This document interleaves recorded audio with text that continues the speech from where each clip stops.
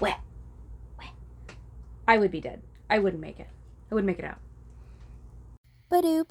Hey guys, so today I'm going to be talking about The Sword of Kaijin by M.L.Wang. It could be Kaigen or Kaigen or Kaijin.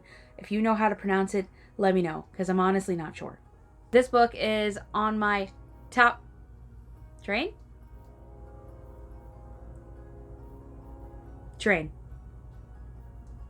It's like I'm Lady Jane. I have arrived.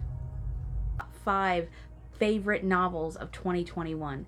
It is an adult fantasy novel, but it's not your traditional fantasy novel.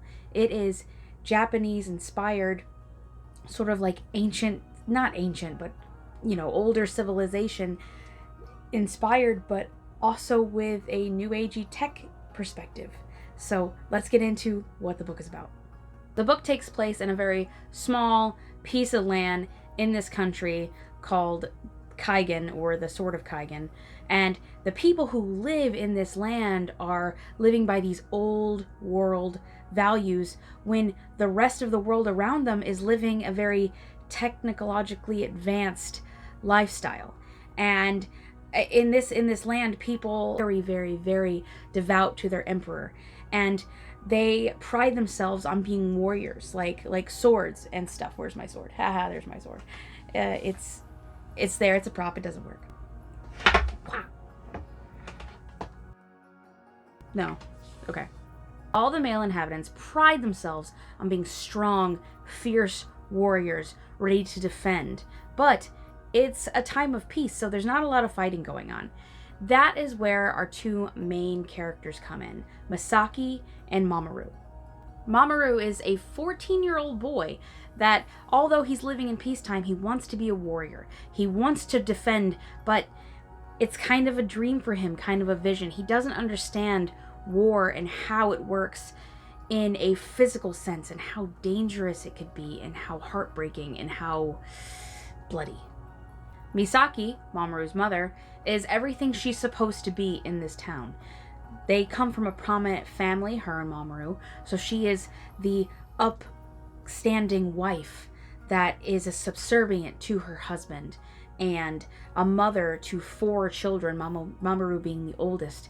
And she's there to look pretty and to pump out children. But inwardly, she is something completely different. She has a very secretive past that she can't let out or even tell her children about, because she has decided that this is the life she's going to live and be that subservient figure in her home, when she comes from a place where things are a lot different. Outside of Kaigen, there is a world where people have cell phones and drive cars, and planes are available, and it's just a completely different experience off this strip of land. The beginning of the book was kind of hard for me, because I was interested at first, and then it kind of dropped off. You start off with Mamoru and friends on their way to school. Mamoru meets a kid from out of town that's weird and dresses weird and acts weird, because they are so traditional and they do things in such a starch way, and this kid is like essentially a hippie to him, and he's got to sort of like kind of help him along.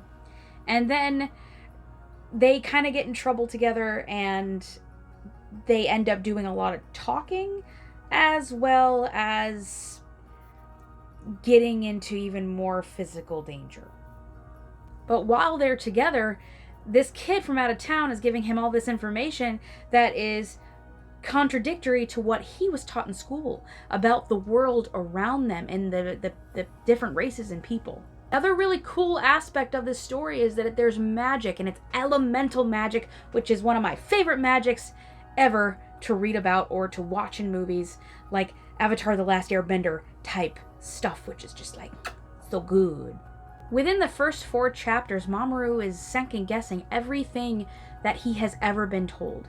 So when you're reading it, or in my case listening to it, it was basically just an info dump. Here's all the information you need to know, here's everything that you need to question, and just take it. Which was a lot for me, because it made me not really want to continue, but I am so glad that I did.